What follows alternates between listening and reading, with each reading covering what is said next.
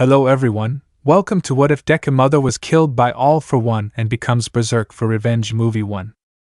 Before we start, please go support cismomusic for writing that awesome fanfic.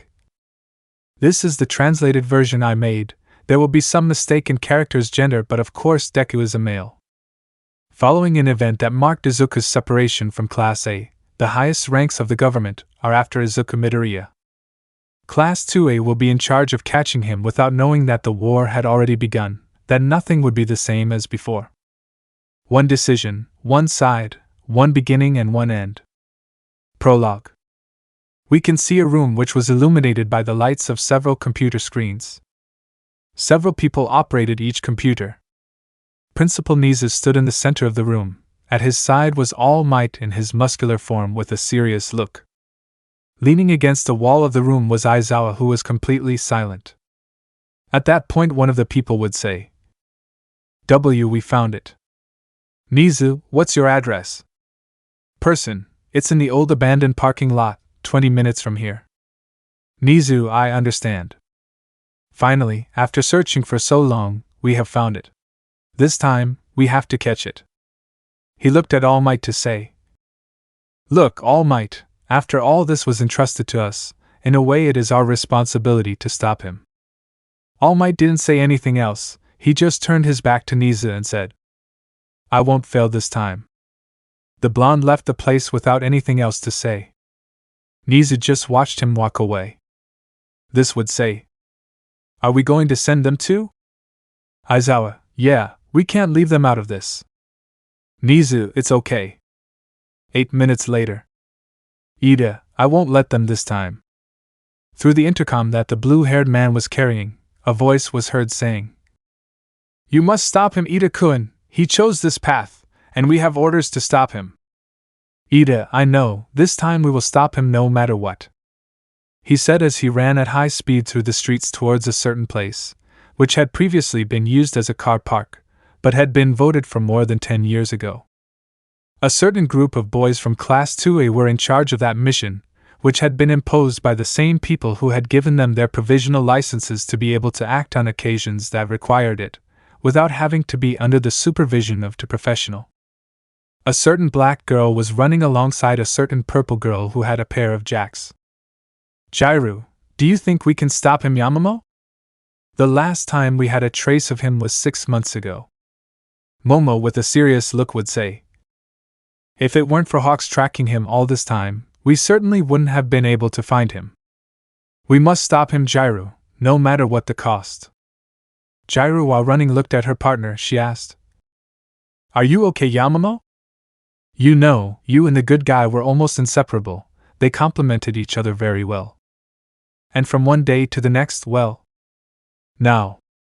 She could see several tears falling from her partner's cheeks. Jairu, I'm sorry, I didn't mean to. Momo, it's not your fault. I'll bring my friend back no matter what. I don't want the other pro heroes to get involved in this. You know that for them the order would be to stop him at all costs, no matter if they have to. Jairu, don't say it. I know we will stop him this time. Momo simply nodded her head as they continued running. At that point, 5 military helicopters could be seen flying overhead. Meanwhile, in that old parking lot, we can see a green-haired man who had his seinen suit all dirty, giving him an intimidating appearance. Izuku looked at a certain place with a serious look to say, They are about to arrive. I have to get out of here. That place was quite big, there were several old abandoned cars.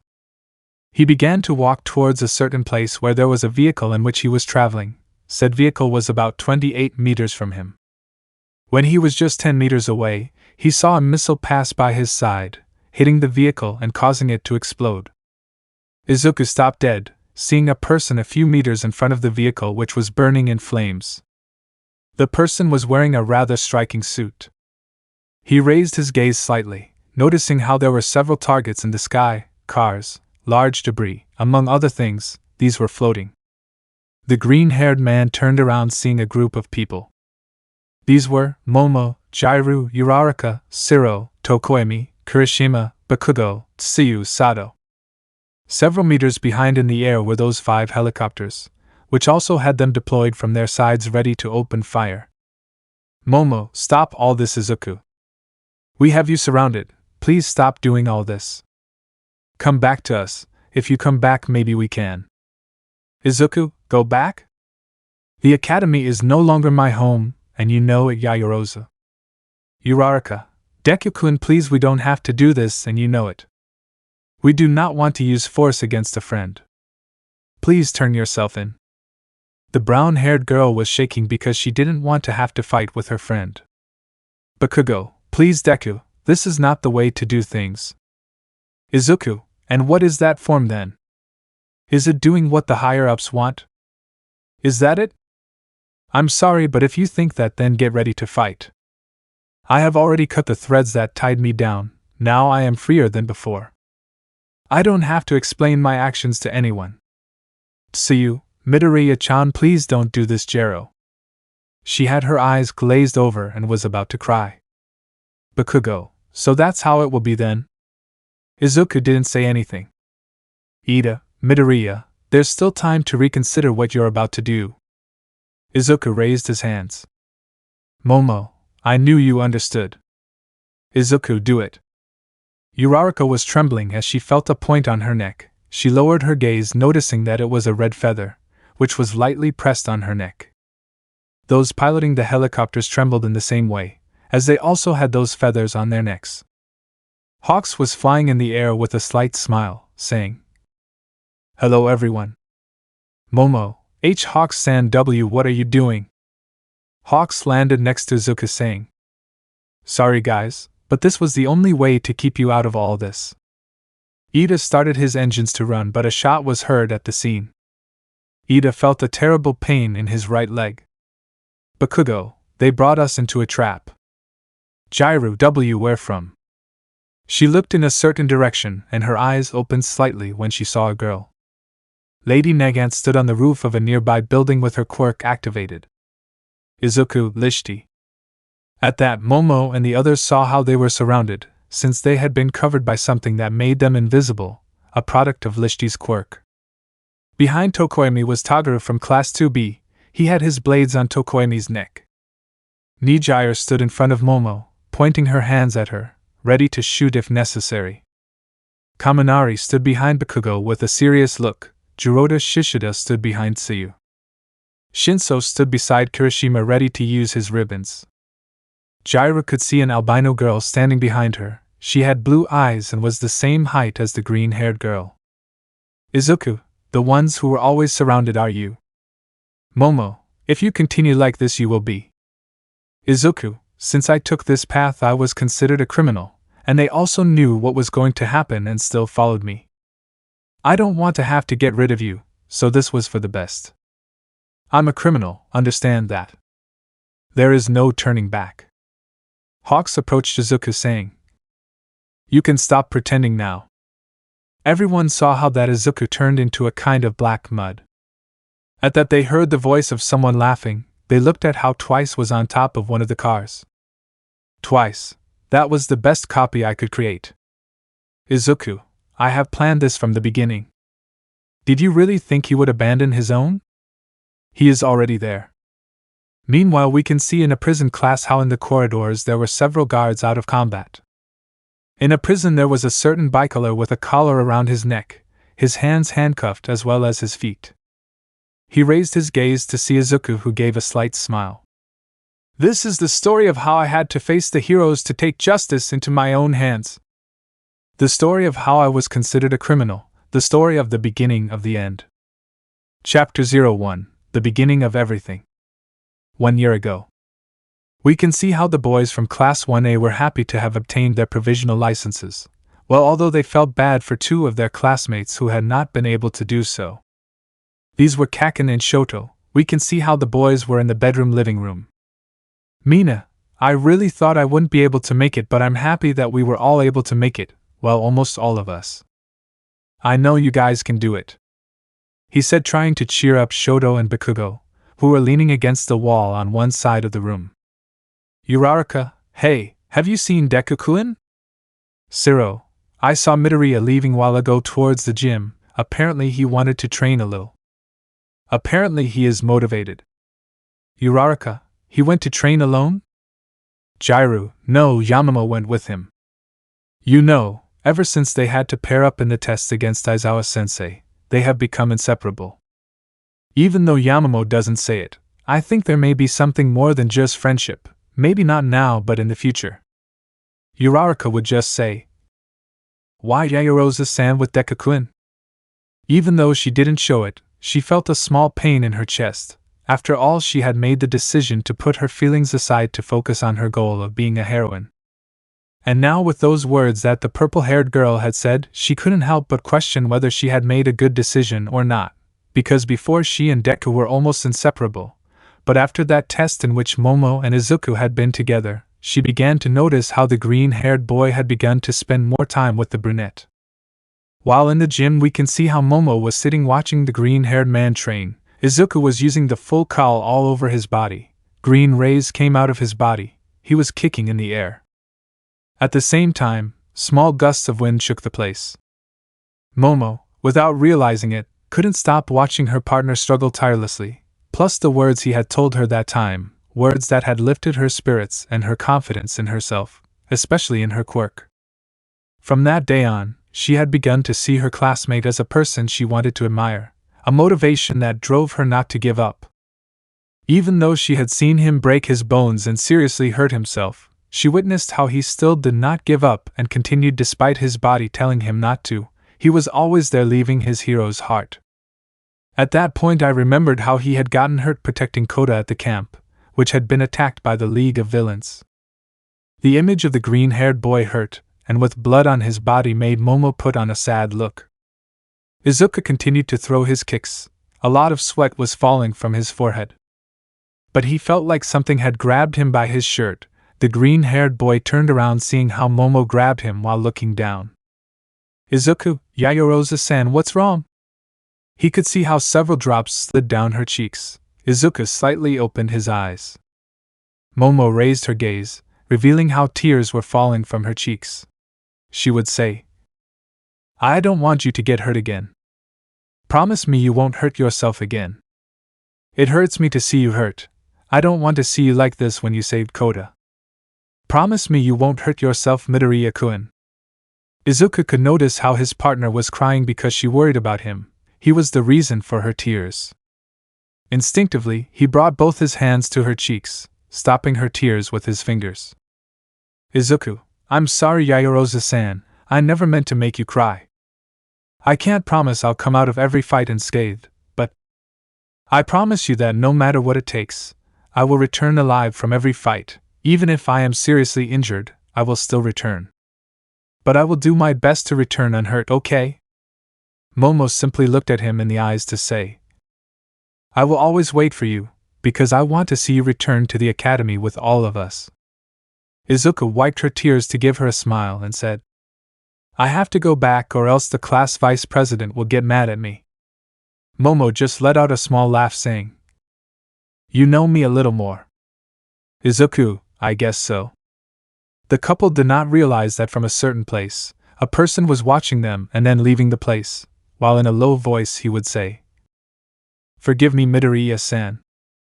The next day we can see how Class A was divided into several groups, which would go with certain heroes, because now that they had their licenses, the academy had established that the boys had a broader view of what the world was like out there, and this was the perfect opportunity to help them in their growth as future heroes. These were gathered outside the campus. Each group was with their corresponding hero. Izuku, along with Aoyama, Kendo, Todoroki, Tamaki, Yui, Setsuna and Tetsu went with the pro-hero Fat Gum. Well, the green-haired boy had to go with the agency where Tamaki-senpai was. "Fat Gum, today you will be under my supervision. But I know you'll do a great job, I'm counting on you guys." The highly motivated boys gave a big smile to say, "Yeah." Momo, being in another group, looked sideways at Izuku, who was walking away with his group. Izuku turned around and smiled slightly, saying some words that Momo recognized easily. The brunette gave a slight smile and said in a low voice, "I'll wait for you here." Niza and All Might looked out the window of the office, which looked out onto the campus. They could see the green-haired group moving away. All Might, without knowing why, felt uneasy, because he had a feeling that something bad was going to happen that day. As they walked towards their destination, Izuku was talking to a certain bicolor. Kendo looked at them sideways, feeling happy that he had to be in a calm and cooperative group. A certain blonde man walked in total silence without saying anything, his gaze fixed on the ground while his body trembled slightly. Fat Gum glanced at him and asked if he was okay. Oyama simply nodded his head while saying in a low voice, "Yes, I'm fine, I'm sorry." Izuku, while talking to Shoto, looked at his new gloves that a certain pink-haired girl had made for him. He was afraid that they might explode. Note: this story won't follow any plot arc, so here Izuku would have learned to use one for all better earlier. And Mei gave him the gloves just on the day they had to take the tests for the hero licenses. End of note. Izuku clenched his fists, determined to give his best in every mission. But his personality would later be corrupted when he learned what fate had in store for him and his group. That was when the whole curtain on society and heroes fell. The day when history would take a turn that would change everything, where heroes would face each other. Chapter 2: Despair. Fat Gum, young Todoroki, even though you haven't obtained your license, you will be under my care today, so feel free to use your skills. I will take responsibility for your actions, so don't worry. Shoto nodded his head as he looked at his hands, knowing that he couldn't fall behind his teammates. Izuku approached Aoyama saying, "Aoyama-kun, are you really okay?" he asked, quite worried about his friend. "You're shaking a little?" Aoyama looked into his eyes, noticing how there was concern in his eyes for his friend. "Aoyama, I am fine, while I'm a little nervous, Midoriya-san." Izuku showed him a slight smile, saying, "I understand you, Aoyama-kun. I'm a little nervous too. This is definitely exciting, but I'm happy that we can be together while making our dreams come true. When we return to the academy, let's have some tea with Yayorosa-san. Seem to you? After all, we are already friends, Aoyama-kun." Izuku smiled kindly. Aoyama, seeing his smile, simply remembered his past, and how he had been teased in kindergarten for being born without a gift. Aoyama in his thoughts would say, "If only I had been born with a gift, my parents would not have to be forced to obey him, but out of love for their son, they made a deal with the devil himself, and now the time has come to pay our part. I'm a despicable guy. I don't deserve Midoriya's friendship. Someone like me doesn't even deserve forgiveness." Aoyama's spirit broke at that moment. Izuku could see some tears falling from the blonde's cheeks. He opened his eyes slightly upon hearing the words his friend whispered to him. "Everyone get out of here, Midoriya, I'm so sorry." Izuku could see how a purple portal formed above Aoyama, which he immediately recognized, feeling the same fear as that time. "Fat Gum, get away, boy." A face unknown to the freckled man appeared from the portal, a face that had no eyes, only a nose and a mouth. That person was wearing a black suit. On his face he had a big smile, saying, "Hello, Ninth Carrier." Several portals formed around them, and from these several high-end nomas emerged. Shigaraki emerged from the portal, showing how he had a person grabbed by the neck. Izuku, seeing the person they had, slightly opened his eyes in horror, and his deepest fears became present. Inko had tears falling from her eyes from the fear of not knowing what they would do to her little son. Tamaki and the others only knew they were on guard as they were surrounded. Izuku, with quite anger, would say, "Let her go, you damn hitch. Shigaraki, one step you take and I'll put my last finger on her neck and disintegrate her in seconds." AFO put a hand on Aoyama, saying, "Good job, boy. Thank you for being my scapegoat within the UA." Everyone, upon hearing such a statement, opened their eyes slightly in surprise. "Kendo, Aoyama-san, you."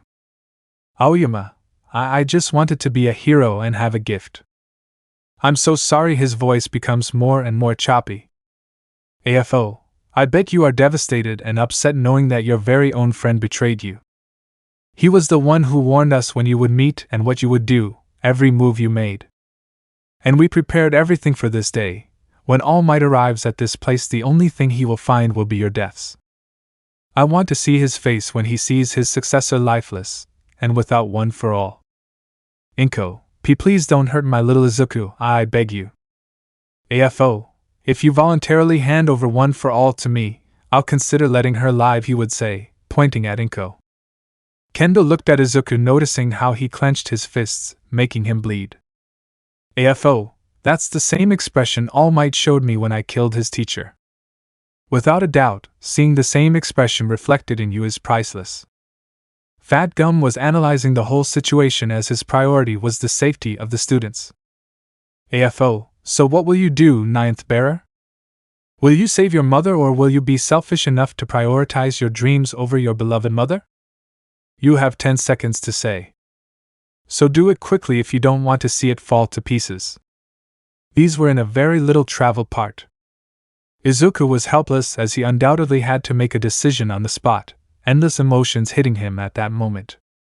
A lot of blood was falling from his fists due to the pressure he was exerting. Despite everything, she was his mother, and he couldn't bear to see her die. Izuku, it's okay why you win, but don't hurt her. The whole earth trembled abruptly. Several vines emerged from beneath the ground. Kendo and the others recognized who it was.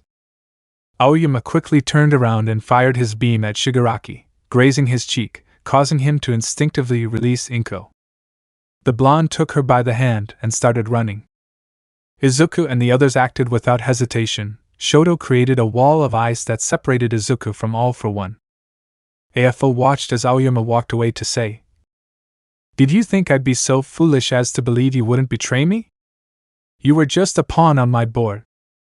Aoyama, I will save her no matter what it takes." Inko could see some brightly glowing lines appear on his face. Aoyama pushed her as far away as he could, saying, "Please run away. I ask you?"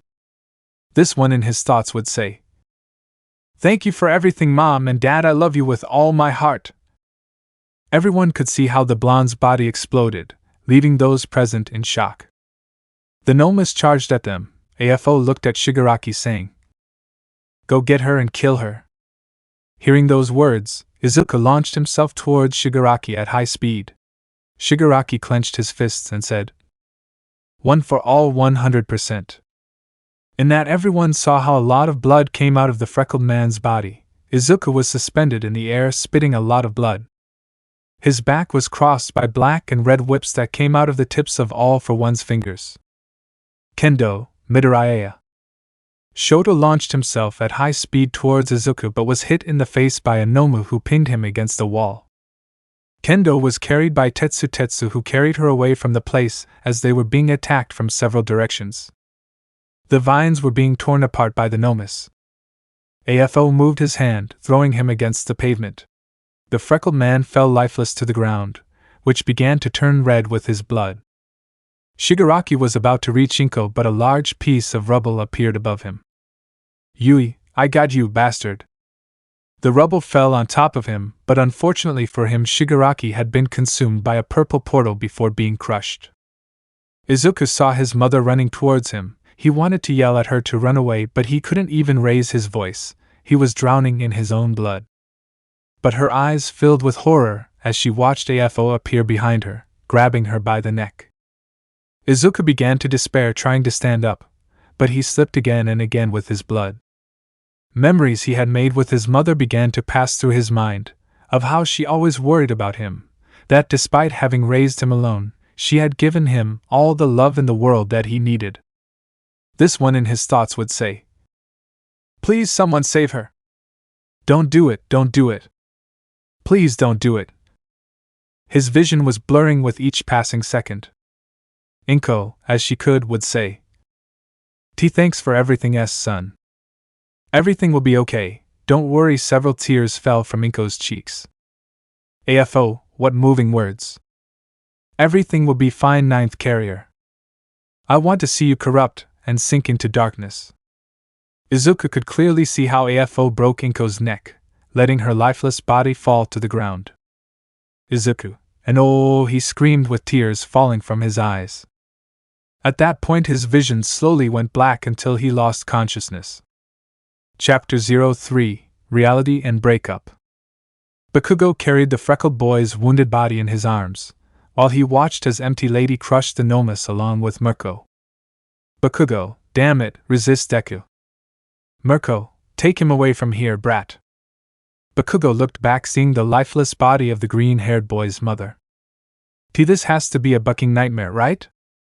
He left with Deku at high speed. The entire city of Japan was in complete chaos. 4 days later, we can see how Momo was in a nursing room. In front of her was lying on a stretcher her green-haired partner. Izuku hadn't managed to wake up yet, and Bakugo had arrived just in time, since if he had arrived 10 minutes late the freckled boy would have bled to death. That was more than certain. The brunette's eyes were red, a sign that she had cried all night. Bakugo entered the room with a somewhat dull look to ask, "Hasn't made a move yet? He hasn't even lifted a finger?" Momo shook her head as she began to sob. Bakugo approached her and put a hand on her head, saying, "Don't cry, I'm sure he'll wake up at some point." Momo, why did all this have to happen, Bakugo? Sniff sniff. Bakugo remained silent, not knowing what to answer. Momo, Aoyama-san is dead, Kendo is in a coma, Tetsu lost an arm trying to save her.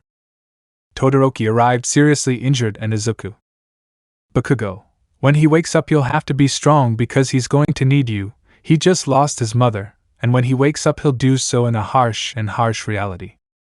Bakugo left the room, and as he left he hit the wall with all his might because of what was happening. He went to the living room of the Class A dormitories, finding his classmates sitting in silence. Jiraiya looked at Bakugo and stood up, saying, "Bakugo, has Midoriya woken up yet?" Bakugo looked at his partner, who had part of his face bandaged since Inomu had ripped off the jack from his left ear. The Pelisenzio shook his head to approach her, looking at her in his eyes. He turned around and saw the rest of his companions who also had some wounds. We can see how Tamaki was in a separate room, also lying on a stretcher. Nijire and Mirio were next to their friend. The blue-haired girl had tears falling down her cheeks. In Principal Niza's office, all the teachers were gathered together, sitting with a serious look. Fat Gum was in his thin form and quite injured, but he was still there. Aizawa stood up quite furious and slammed the table to leave the office, slamming the door shut.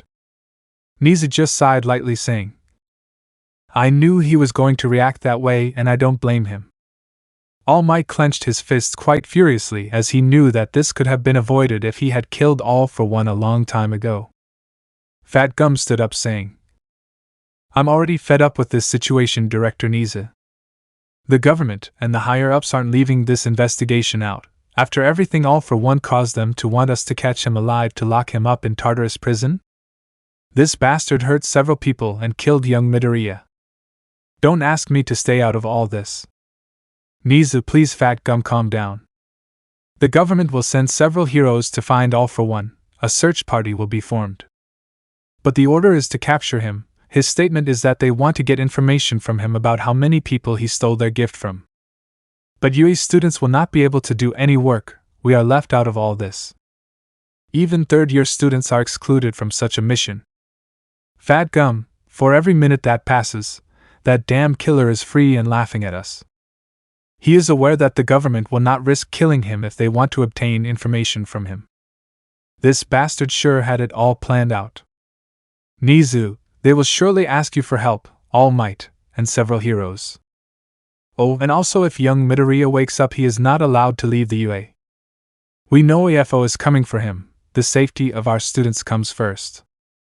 I will keep you posted on what the higher-ups decide later. We can't do anything after all, they control all of Japan." Fat Gum just left the place quite annoyed.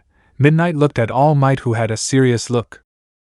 Returning to Momo, we can see how she was holding the freckled boy's hand while begging him to please wake up. Izuku slowly began to open his eyes, which adjusted to the light. Where am I?" Momo, seeing him awake, hugged him tightly, saying, "You finally wake up, Izuku. You had me worried." Izuku opened his eyes slightly as he remembered everything that had happened. Momo pushed away from him and, full of despair, said, "I have to see my mother. I must go with her." He removed the serum that was on his arm. Sitting up suddenly, feeling a great pain throughout his body, the freckled man gave a moan of pain. "Momo, See, calm down, Izuku, you're just starting to fully recover. You can't get up yet. The brunette tried to stop him, but Izuku, despite the pain, stood up and walked to the door as best he could, with great pain in his eyes and tears threatening to come out. Momo, Izuku, please listen to me. Izuku, please Momo, let me go, I have to go with my mother. The freckled boy's voice broke with each word he said. He managed to get out of the room and began to walk through the hallways, and then he met All Might, who was in his muscular form. Izuku, All Might. Momo, I'm sorry All Might sensei, but I couldn't stop him, he doesn't want to listen to me. Izuku, please All Might, take me to my mother, I need to see her. All Might could see the pain in his successor's eyes. With great regret he would say, I'm very sorry, Shonen, but I can't fulfill your request right now. I'm very sorry about your mother, she was buried the day after everything happened. Izuku, I couldn't say goodbye to her. I beg you, take me to his grave, All Might. Several tears fell from the freckled boy's cheeks. All Might, you've been in a coma for 4 days, Shonen, you must fully recover first. And I promise I will do everything I can to take you to your mother's grave, but it won't be right now. Izuku, I don't care about my wounds, I just lost my only family. Why can't you take me to her? Why are you trying to stop me? Say it. Momo, Izuku, please calm down. All Might, Shonen, I promise I'll tell you everything, but you have to go back to your room now. He replied by placing a hand on the freckled man's shoulder. Izuku pulled his hand away rather angrily, saying, The only thing I'm going to do right now is go with my mother, so please get out of my way. All Might just remained silent before taking a step forward, imposing great pressure on the environment. Izuku, so that's how it will be, huh? So be it, All Might. Chapter 4, Breakdown and Disappointment. Kaminari, do you think Midoriya will wake up soon? He couldn't finish speaking as everyone felt a tremor that shook part of UA. Jairu, what was that? Bakugo looked out the window and his eyes opened slightly as he saw a green flash pass at high speed, crashing into the barriers at the entrance of the UA. Everyone could see how All Might emerged from a curtain of dust in his muscular form. Momo also came out and wanted to run to see Izuku, but the blonde stopped her path with her hand. All Might, don't take another step, Miss Yaoyorozu, he said, looking towards the place where the freckled boy had crashed. The dust cleared, revealing Izuku, who was standing with his arm extended. It had a purple color, but he was still extending it, pointing with his fingers.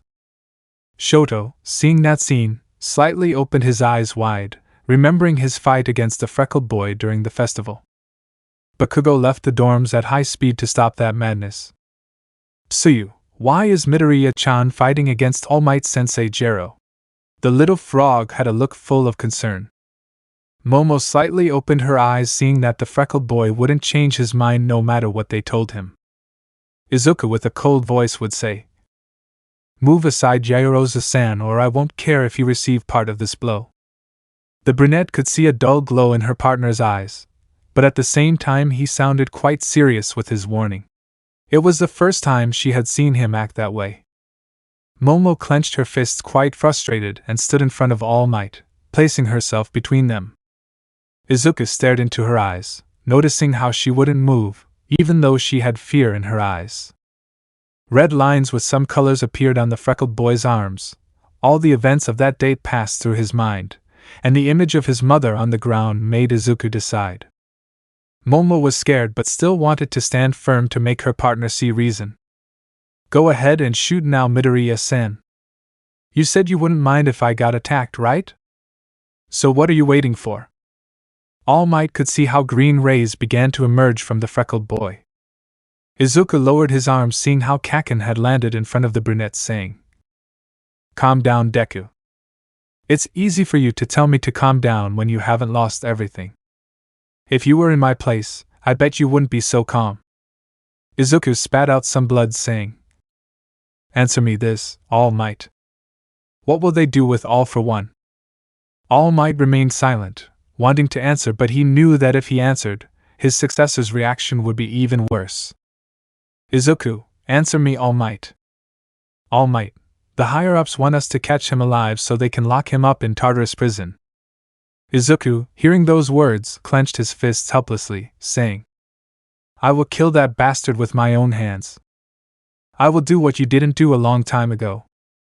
Izuku turned around to start walking towards the UA exit, but All Might's words stopped him. Don't take a step younger. All students are left out of this matter. Only the professional heroes will take control of the matter. Izuku, don't worry. From this moment on, I am no longer a student at the UA. Those words surprised All Might, Momo, and Bakugo. All Might felt a great helplessness since he did not want to have to hurt his disciple, and without thinking he would say, If it weren't for me, you wouldn't be here, Shonen. Izuku slightly opened his eyes at those words. He was only disappointed in his symbol upon hearing such words. Izuku, you're right, I'll give it back to you then. The freckled man pulled out a hair from his head. This hair was shining brightly. The freckled man let it fall to the ground and said, Now there is nothing that unites us. Thanks for disappointing me, All Might. Bakugo, Deku, if you take one more step you will be considered an enemy, and you know it? Izuku looked at the ashen-haired boy saying, If you get in my way from now on then, they will become my enemies. Izuku just took a big leap away from the place at high speed, since the one for All's embers would last him little. All Might couldn't react as those words had hit him emotionally. Momo had tears falling down her cheeks as she watched her companion leave without hesitation. The blonde walked up to where the freckled boy's hair was and took it in his hands to say, But what have I done? Bakugo turned around, seeing how several of his classmates were several meters away from them. They had heard every word. A light drizzle appeared as the sky became covered in black clouds. Mina, All Might Sensei, please let's say what's really going on.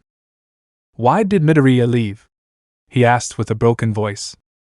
Several minutes later, all the students were gathered in a large room, as were all the teachers. Director Nizu walked to the center of a stage. Taking a microphone in his hands, he would say, We have gathered you here to inform you about what is happening, young people.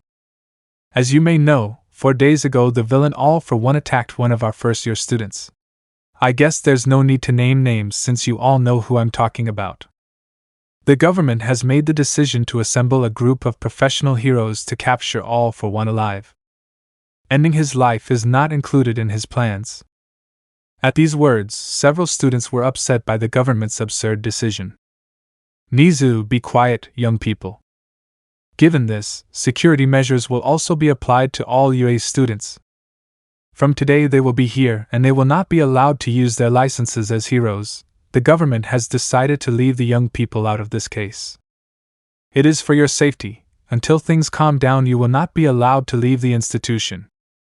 Monoma, don't buck with me. That bastard will pay with his life for what he did to our President Kendo and our comrade Tetsu. They can't leave us out of all this.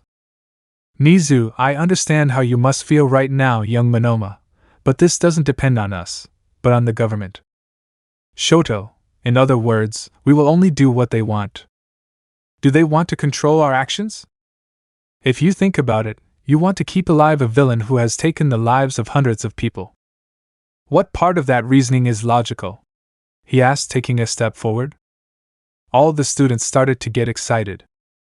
Kamimari gritted her teeth in anger because it was All for One's fault that Jiraiya had been injured.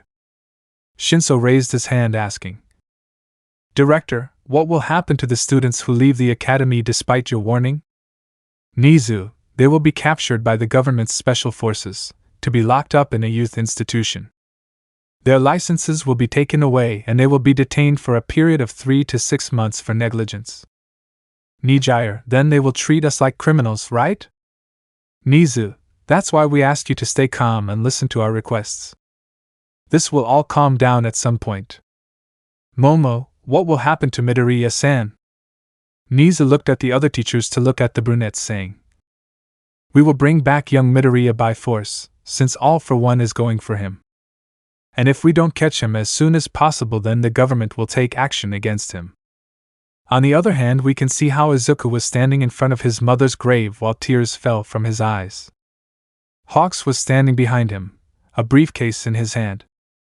Chapter 05, Internal Division. Nagant watched in shock as much of the Tartarus prison was destroyed, the guards pinned against the walls, completely unconscious.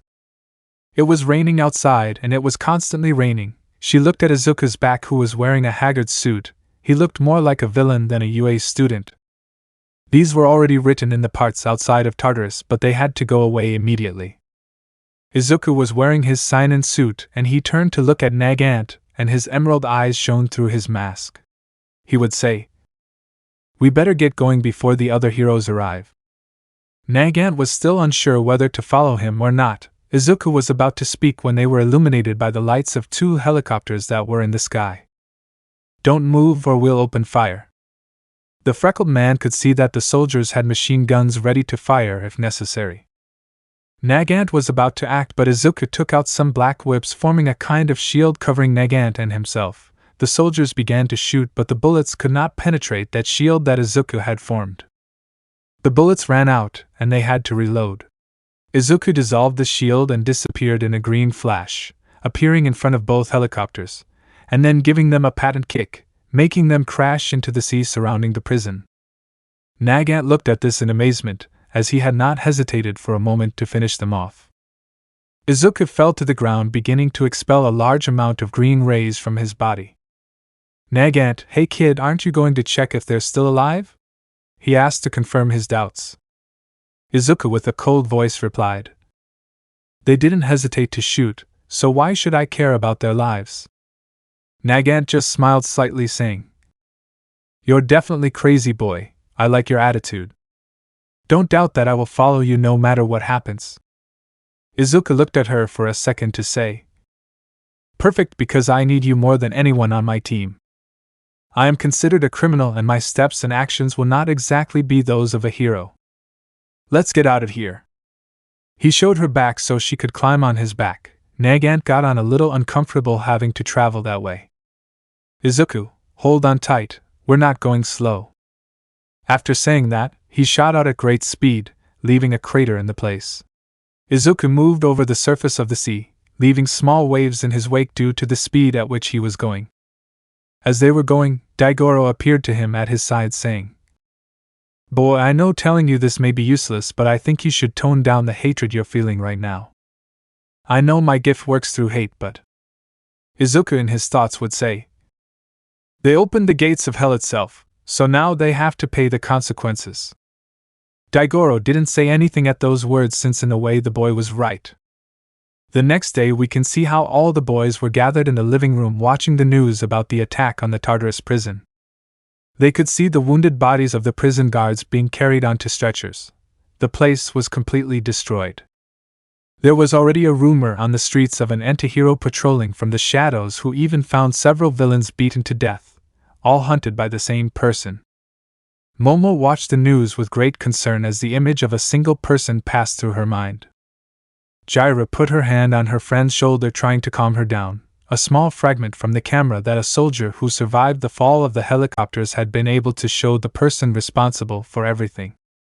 Class had just watched in silence, seeing Midoriya's new appearance. For them, every trace of the hero he aspired to be had completely vanished. Bakugo watched everything in silence. Momo stood up, saying, "I can't just sit still and do nothing anymore." She turned around to leave, so Bakugo stood in her way, looking at her with a serious look. "Momo, get out of my way, Bakugo. I have to go help." "Bakugo, and you think he'll listen to you? Did he hear you last time?" Momo fell silent at such words. "Bakugo, if you leave this place you will be hunted down as criminals and locked up. How will they help him that way? The best thing we can do is leave this in the hands of the adults and pray for Deku. And I will make it clear to everyone that anyone who wants to leave will have to face me. I will defeat them if necessary." "Kaminari, but Bakugo, Todoroki is the only one who can give me more of a fight, then I can easily finish the rest. I won't lose anyone else, so please be reasonable." After saying that, the blonde left the place, leaving everyone in complete silence, since they had never seen him so serious and angry at the same time. On the other hand, some of the teachers were gathered in the direction of Director Nizu. "Nizu, And remember, this is our only chance to bring young Midoriya back. I trust you can do, Tashinori. I'm counting on you all, Aizawa, Cementos, Midnight, Present Mike, and Ectoplasm.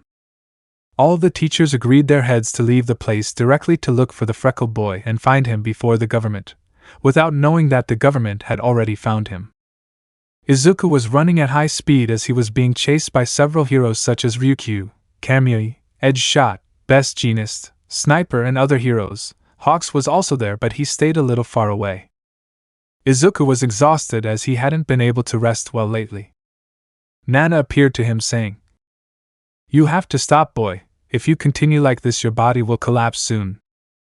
Izuku, "I don't know it," to Nana, "I need to kill that bastard." This one was hit by Ryukyu. The freckled one fell in an area with many trees almost on the outskirts of the city. His body was already totally exhausted. Izuku stood up but saw how in seconds he would be surrounded. His vision was becoming blurry. Hawks, seeing the situation, was about to intervene, regardless of whether he had to face them all together. Ryukyu flew above Izuku, and she dodged a powerful flame of fire. The hero could see how Endeavor fell from the sky protecting Izuku. He took him in his arms and Mirko passed by him at high speed shouting, "Take him away, Endeavor. I'll take care of distracting those bastards." Endeavor took flight, but Ryukyu tried to stop him, but she was greatly surprised to see how Empty Lady in her giant form launched a punch, making her retreat. "Empty Lady, I've got you covered, Endeavor-san." "Endeavor, thank you." After saying that, he escaped at high speed with Izuku in his arms. Hawks was certainly surprised since they were not expecting that action from Endeavor, and from Mirko, yes, since she was a rebel, but without a doubt he was in for a big surprise. "Kamui, what are you doing?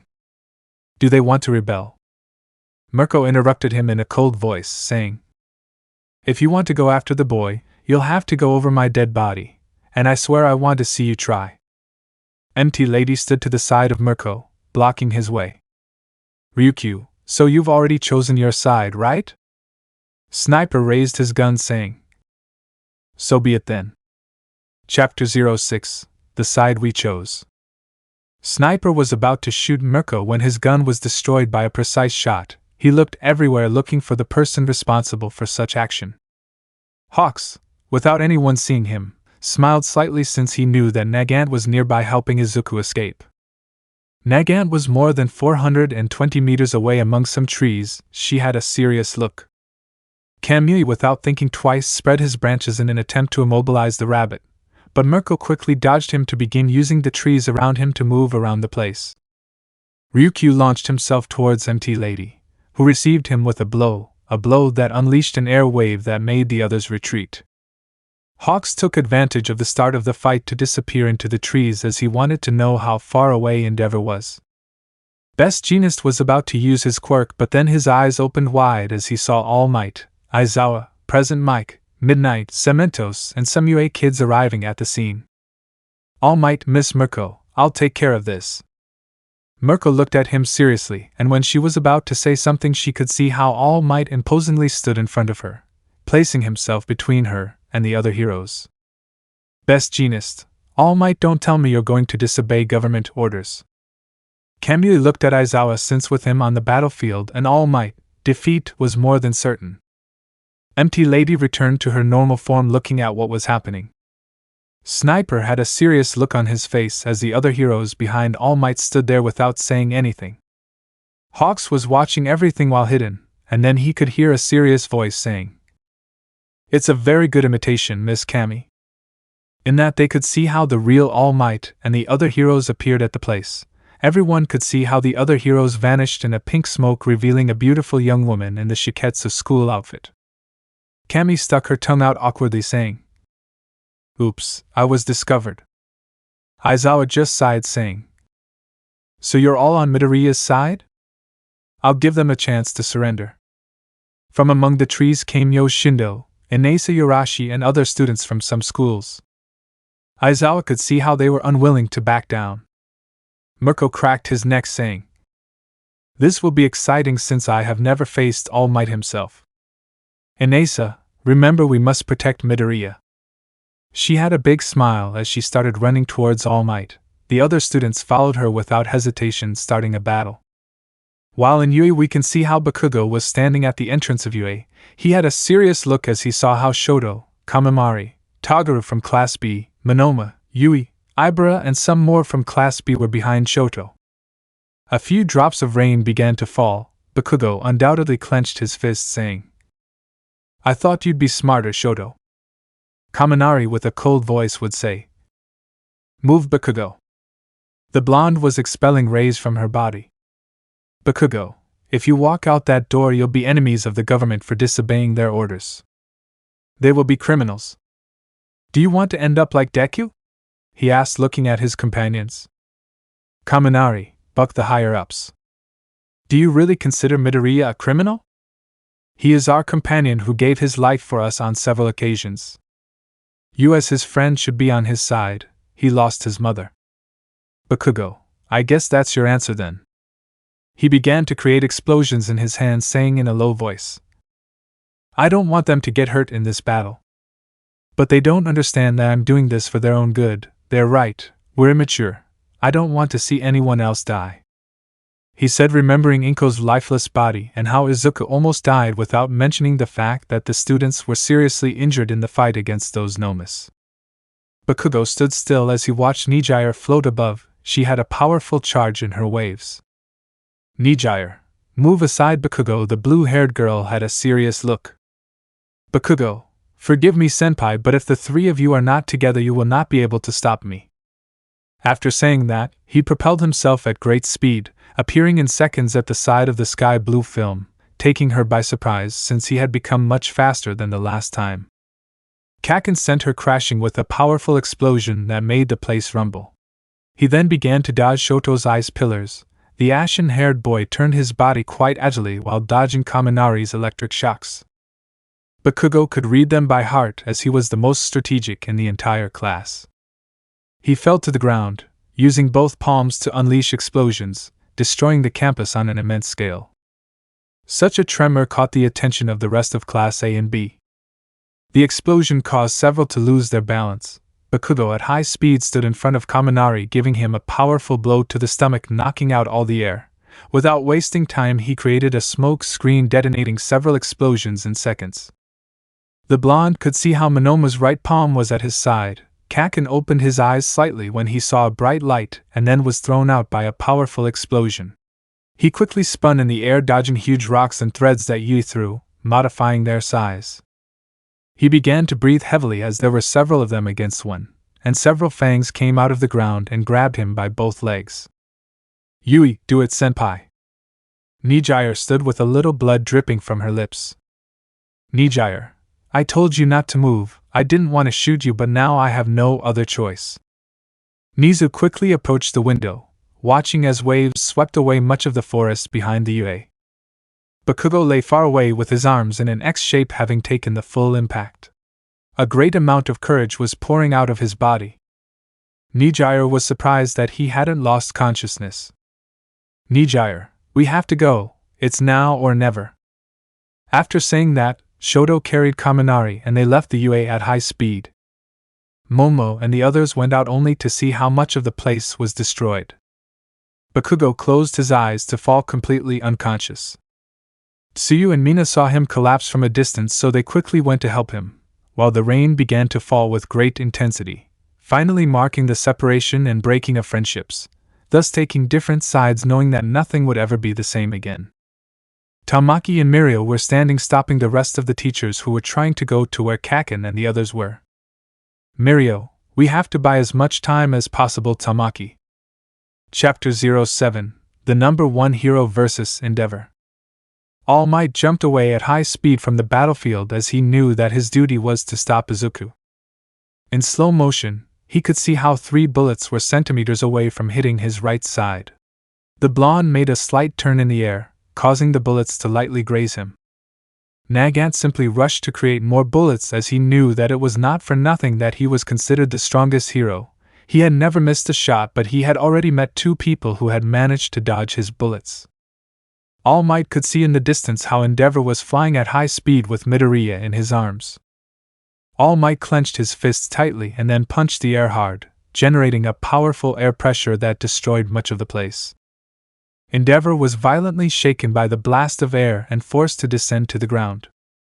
Even though the blonde was quite far away, Aizawa and the others were sent flying by the air waves from All Might's punch. Everyone was undoubtedly very surprised by the monstrous power of the symbol of peace. Endeavor. I thought we would have some more time. It was assumed that he wouldn't waste time with the others and the director would come for Midoriya.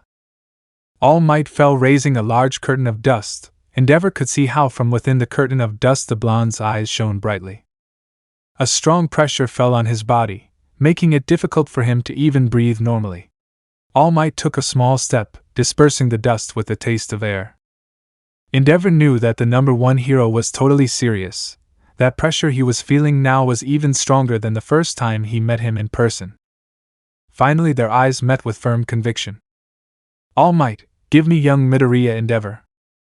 Endeavor, do you think I'm going to give it to you just because you asked me? All Might, I'm not asking you, Endeavor. I'm ordering you. Endeavor wanted to answer but the words wouldn't come out. He could even swear that All Might now looked much bigger and more imposing. The fire hero slowly left Izuku on the ground to walk despite the pressure that All Might exerted. Finally both were face to face. Endeavor, I never liked you, All Might. I've hated you from the first moment you appeared. I trained every damn day to outdo you. I became so obsessed that I hurt my kids. I got them involved in my sick obsession with outdoing you. I did things wrong. I may be the worst human being that has ever existed on Earth, but if you want to take the boy, you'll have to walk over my dead body. The fire hero turned on his flames to the maximum. All Might stared at him in his eyes without saying anything. All Might, then so be it. Endeavor. Nagant was able to witness a large orange flash in the distance. Endeavor clenched his fist tightly, saying, Incandescent fist, Hell Spider. All Might stood still to take the full blow, creating a powerful explosion. The blonde emerged from the flames, standing inches away from Endeavor. All Might threw a punch at Endeavor's face, and he barely covered himself with his arms before flying away at high speed. Hawks was flying at high speed towards where Endeavor was, but stopped when he saw Endeavor fly away, brutally hitting several trees, destroying them in seconds. Hawks in his thoughts would say, Damn it, I can't stop those two monsters alone. Endeavor spat out some blood and recovered quickly, thinking, My glowing fist didn't hurt him at all. He could see All Might walking slowly towards him, steam coming out of his body after having received that full blow. Both of them launched themselves towards each other, clashing their fists again and again. The scene would be the same as when All Might exchanged blows against Noma. Endeavor, upon feeling the blows of the number one hero, felt his muscles being softened by his blows. If it weren't for the pain he was feeling, he would have already been unconscious. He opened his eyes slightly as All Might's palm was millimeters away from his face. All Might brutally slammed him into the ground, creating a large crater. Endeavor grabbed All Might's arm with all his might, trying to remove it from his face. All Might, it's time for you to understand that no matter how much you train, you will always be my shadow and nothing more. After saying that, he lifted him up and sent him to the highest point of the sky. All Might jumped above him to give him a powerful blow to the back, sending the hero crashing brutally to the ground. Endeavor's body hit the ground, bouncing in the process, and before he hit the ground again, All Might fell with all his strength. He clenched his fist to throw a punch at his stomach. Such a blow raised a large amount of dust. Hawks stopped in the air watching as All Might could be seen standing imposingly through the dust. Hawks, India. The red-winged hero slightly opened his eyes when he saw Endeavor in Izuku's arms. The freckled boy was floating high in the sky, his emerald eyes shining even through his mask. Endeavor was barely conscious. All Might looked seriously at Izuku to say, So what I thought was really true. The one for all never left you. Izuku had a cold look and slowly descended to lay Endeavor down, saying, I'll take care of the rest, Endeavor-san. Endeavor, you have to run away, Deku. Izuku turned his back as All Might witnessed how he now showed a different appearance. All Might could feel an enormous pressure on his body. For a brief moment, he could see the rest of the wielders behind Izuku. All Might remembered that when they went to Tartarus prison they found Muscular's body brutally beaten to death. This would say, "So it was really you who slaughtered Muscular. Are you still young Midoriya? Izuku, they opened the gates of hell and now you are watching the devil walk freely in front of you." After saying that, he launched himself against All Might to begin their fight. Chapter 08: All Might vs. Izuku Berserker Mode. Hawks discreetly sent several feathers from his wings to drive Endeavor away from the spot. He was behind a nearby tree as he didn't want to be seen by All Might. Izuku and All Might collided their fists, and the consequence of such an action generated a powerful blast of air that destroyed everything in the area. Both did not stop at a single blow but immediately launched more blows. Hawks, while covered by the powerful air waves, thought, "I knew the kid had potential, but going toe-to-toe with All Might is a no-brainer. You're a bucking monster, Izuku." The hero had a big smile as he watched the boy fight with great determination. Izuku spun in the air, sending a stop straight to the head. All Might covered himself with his forearm, receiving the kick full on. The symbol of peace was barely moved from its place. Izuku continued to exert more force. Izuku in his thoughts would say, "One for all 70%. The blonde felt the surge of power and was launched far away. Izuku fell to the ground and was enveloped in a black energy that covered part of his face. Hawks already put on a serious look to say, "There is something wrong." Izuku got into a stance that Hawks found quite familiar, as it was the same stance Mirko used when she was ready to run. Izuku disappeared at high speed, leaving a huge crater. All Might looked ahead and opened his eyes slightly when he saw how the freckled boy's fist was just a few centimeters from his face. Before his eyes everything happened in slow motion, and he could see how his successor's entire body displayed green rays. The only thing he could do was cover himself as he began to feel a rain of blows all over his body. The blonde was enduring the blows, being moved little by little from his place. He could notice how with each blow the force was increasing more and more. "Hawks, it's subduing the number one hero." Some blows landed in his stomach and made the blonde spit blood, who knew he had to find a small opening to counterattack, since he knew he couldn't resist blocking all those powerful blows any longer. A loud bang resonated throughout the place as All Might and Izuku moved at high speed, destroying everything in their path with the power of their blows. Hawks took to the air and tried to follow them, but they were already quite far away from the place. All he could see was how the place was getting more and more destroyed. "Hawks, I will never make him angry." In a clash of their fists, both of them fell back. All Might could see how the arms of the freckled man's suit were destroyed. His arms were covered by black whips. The blonde had blood dripping from his mouth. All Might clenched his fists, feeling the flame of what was left of One for All burning brighter inside him.